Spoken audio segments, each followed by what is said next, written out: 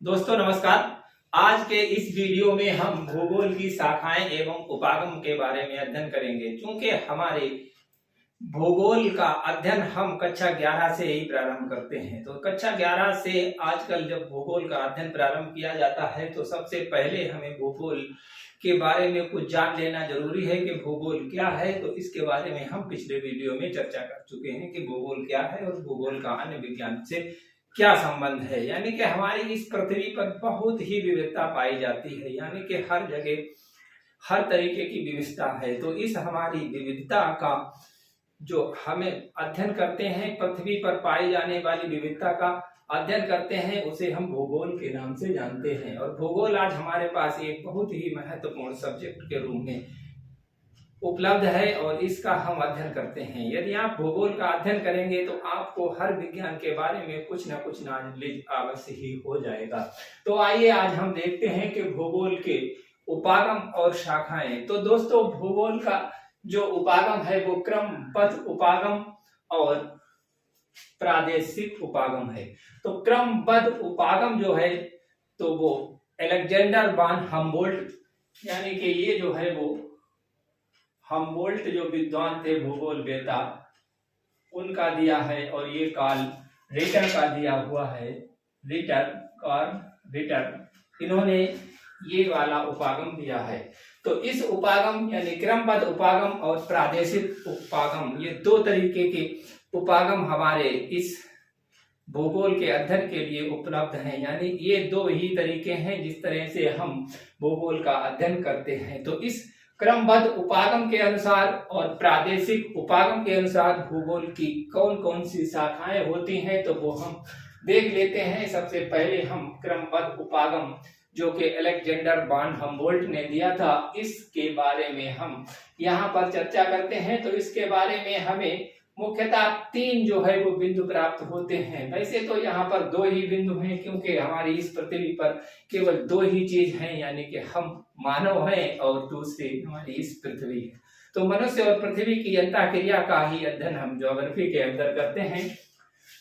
तो हमारे इस भूगोल में यानी कि भौतिक भूगोल और मानव भूगोल है। इस भौतिक भूगोल और मानव भूगोल में मनुष्य ने अपना जो चिंतन प्रस्तुत किया, उस चिंतन का एक तीसरा जो है वो शाखा निकल कर आई है, जिसे भौगोलिक चिंतन या मानव परिस्थितिकी या सिद्धांत और दर्शन शास्त्र के नाम से जानते हैं। यानी कि ये दर्शन शास्त्र जो हमारे भौगोलिक चिंतन हुए, भौगोलिक दर्शन पर जो भी काम हुआ है उसे हम इसके अंतर्गत रखते हैं। और भौतिक जो हमारी भौतिकी रूप से हम जो पूरी संसार को देखते हैं और इस देखने में हम जिस चीज का अध्ययन करते हैं उसे भौतिक अध्ययन कहते हैं। और मानव ने इस संसार में जो भी बदलाव किया है, जो भी चीजें बनाई हैं, अपने रहने के लिए अधिवास बनाए हैं, सड़क और सामाजिक और आर्थिक चीजें बनाई हैं, उन सभी का अध्ययन हम मानव भूगोल के अंतर्गत करते हैं। तो भौतिक भूगोल के अंतर्गत सब जो अध्ययन करते हैं, सबसे पहले तो है वो हमारा है भू आकृति विज्ञान यानी कि जियोमॉर्फोलॉजी,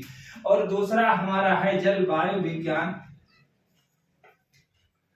क्लाइमेटोलॉजी, और तीसरा हमारा जो है वो जल विज्ञान है यानी ओशनोलॉजी, और चौथा है हमारा मृदा विज्ञान यानी कि हम सोयल साइंस इसे कह सकते हैं कि हम मिट्टियों का अध्ययन करते हैं। तो यहाँ हम पृथ्वी में किस तरह की आकृतियां हैं, कहाँ पहाड़ हैं, कहाँ मैदान हैं और कहाँ पर झीलें नदियां ये हैं, और पृथ्वी की ये आकृति किस तरह से बनी है और आज कैसी है, कल कैसी होगी और पीछे ये कैसी थी, इस सभी के बारे में हम चर्चा करते हैं। भू आकृति विज्ञान के बारे में हमारे इस संसार में कितने प्रकार की जलवायु पाई जाती है, उन जलवायु में कौन कौन से पौधे पनपते हैं, मनुष्य किस तरीके से उन जलवायु में रहता है और कैसे वहां पर वर्षा होती है, किस तरीके से वहां पर धूप होती है, कैसे पेड़ उगते हैं, ये जलवायु विज्ञान के अंतर्गत हम अध्ययन करते हैं। जल विज्ञान हम सागरों के अध्ययन करते हैं कि हमारी इस पृथ्वी पर कितना पानी है, समुद्र में कितना पानी है, समुद्र कितने गहरे हैं,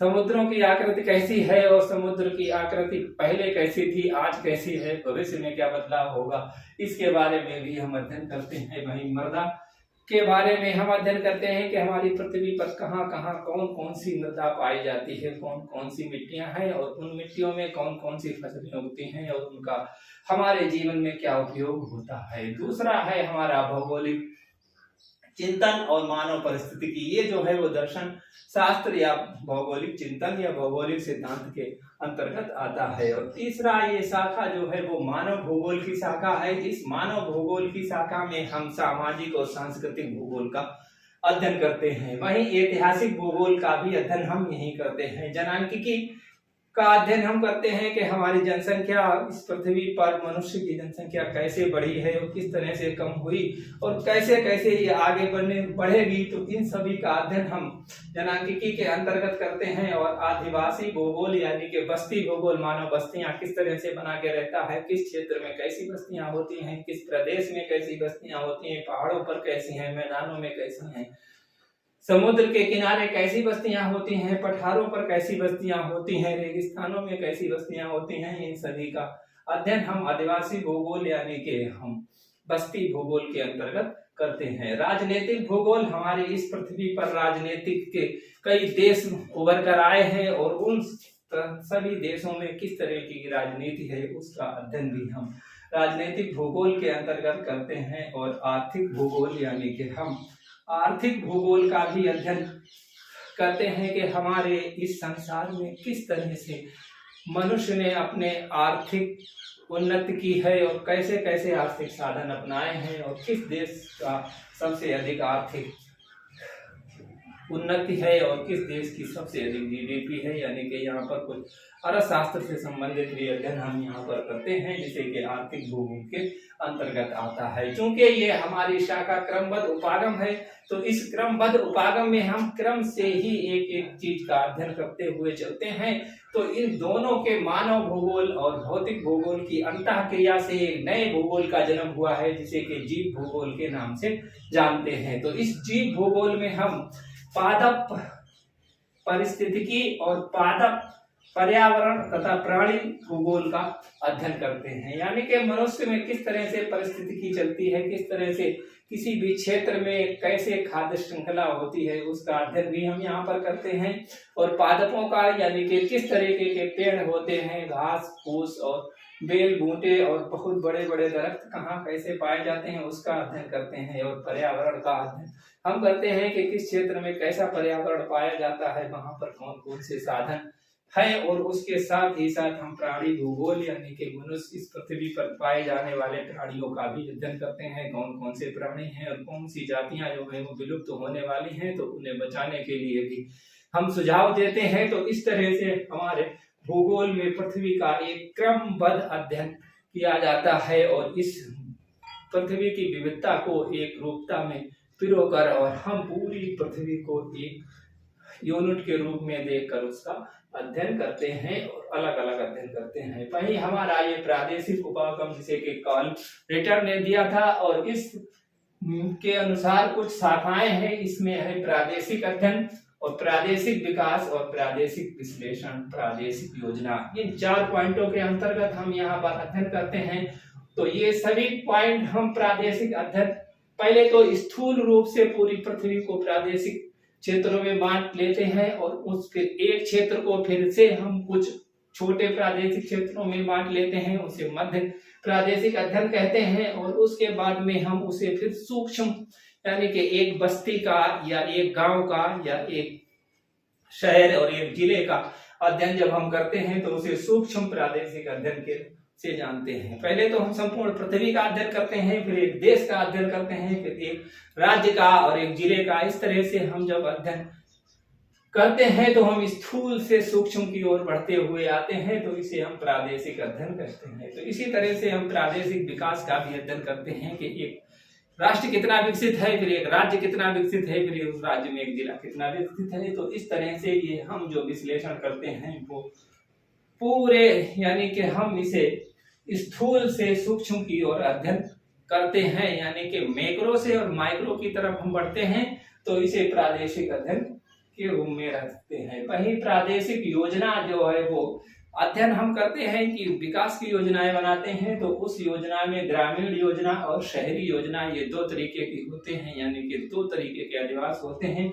उनका भी हम प्रादेशिक अध्ययन करते हैं कि कहाँ पर कौन सा शहर है, फिर उस शहर में कौन कौन से गांव हैं, इन सभी का जब अध्ययन हम प्रादेशिक रूप से करते हैं तो इस उपागम को प्रादेशिक उपागम कहते हैं और इसकी ये शाखाएं होती हैं। वैसे हम इन दोनों ही प्रादेशिक उपागम और क्रमबद्ध उपागम दोनों में जिन हम तकनीकियों का इस्तेमाल करते हैं वो कुछ तकनीकियां हैं जिनसे हम अपने भूगोल का अध्ययन करते हैं। तो ये वो तकनीकी और विधि हैं जो कि है क्षेत्रीय सर्वेक्षण, यानी कि हम किसी क्षेत्र का पहले सर्वेक्षण करते हैं और हम उस क्षेत्र का पूरे क्षेत्र का भ्रमण करके और घूम घूम कर उसका सर्वेक्षण कर लेते हैं। फिर सर्वेक्षण से हम वहां पर जो भी सूचनाएं होती हैं उन्हें एकत्रित करते हैं और उसमें मात्रात्मक अध्ययन करते हैं, यानी कि कौन सी चीज की कितनी मात्रा है, जमीन की ऊंचाई सागर तल से कितनी है, कहाँ पर कितनी है, कहाँ गड्ढा है और किस तरीके के पेड़ पौधे हैं, कैसे आवागमन के साधन हैं और किस तरीके के रास्ताएं, इन सभी का हम मात्रात्मक अध्ययन कर लेते हैं। और उस मात्रात्मक अध्ययन के बाद में हमारे पास एक और आती है चीज जिसे कि हम भू सूचना यानी कि पृथ्वी की सूचना के बारे में अध्ययन करते हैं। तो इस पृथ्वी की सूचना हमें 3 प्रकार से प्राप्त होती है। तो पहला है GIS और दूसरा है GPS और तीसरा है LIS। तो इनके बारे में हम सूक्ष्म तौर से यहाँ पर देख लेते हैं कि GIS क्या होता है। ये होता है जियोग्राफिकल इंफॉर्मेशन सिस्टम, यानी कि हमें जियोग्राफिकल रूप से हम जब इंफॉर्मेशन प्राप्त करते हैं किसी क्षेत्र की तो उसे हम जो GIS के अंतर्गत रखते हैं। और फिर GPS है ग्लोबल पोजीशनिंग सिस्टम, इससे हम किसी एक क्षेत्र की अपनी पोजीशन ज्ञात करते हैं। आजकल इसका प्रयोग बहुत ही आसान हो गया है और हर जगह होता है, क्योंकि हम अपनी लोकेशन मोबाइल से ट्रैक कर सकते हैं। तो हमारे पास मोबाइल सर्वसुलभ हो गया है और उस मोबाइल से हम अपनी लोकेशन, अपने दोस्तों की लोकेशन या किसी अन्य जगह की लोकेशन को हम यहीं बैठे बैठे देख सकते हैं। ये ग्लोबल पोजीशनिंग सिस्टम है और इस पोजीशनिंग सिस्टम में जो उपग्रह सिस्टम है वो बहुत ही महत्वपूर्ण भूमिका निभाता है। इस उपग्रह सिस्टम से ही आज ग्लोबल पोजीशनिंग सिस्टम इतना सरल हुआ है। तो तीसरा है LIS, ये लैंड इंफॉर्मेशन सिस्टम होता है, यानी कि किसी जगह का हम उपयोग करते हैं, यानी हमारी इस भूमि का प्रयोग किस तरह से होता है। इसका प्रयोग जो है वो हमारे शासन स्तर पर किया जाता है लैंड इंफॉर्मेशन सिस्टम के द्वारा। और इस लैंड इंफॉर्मेशन सिस्टम के द्वारा ही हमारे जो राजनेता होते हैं या हमारे राजनीतिक लोग और हमारे प्रशासनिक लोग उस क्षेत्र के बारे में अपनी योजनाएं बनाते हैं, विकास की योजनाएं, उस क्षेत्र में शांति की योजनाएं और उस क्षेत्र में उपलब्ध होने वाले जल की साधनाएं, राशन की सूचनाएं और प्राप्त करके और उनकी योजनाएं बनाते हैं। तो ये योजना जो है वो हमारे आर्थिक विकास के इंफॉर्मेशन के लिए बहुत ही जरूरी है। ये इंफॉर्मेशन हमारे आर्थिक विकास के लिए बहुत ही जरूरी है। तो इसे हम लैंड इंफॉर्मेशन सिस्टम के नाम से जानते हैं। तो इस तरह से हमारे भूगोल की शाखाएं और उपागम हुए हैं। यदि इसके बारे में कहीं पर भी आपको कोई डाउट हो तो आप हमारे कमेंट बॉक्स में जाकर कमेंट कर सकते हैं और हमसे पूछ सकते हैं। उम्मीद करता हूं कि मैं निश्चित आपके प्रश्नों का उत्तर दूंगा। तो दोस्तों मिलते हैं अगले एक और वीडियो में एक नई इंफॉर्मेशन के साथ। तब तक के लिए जय हिंद, धन्यवाद।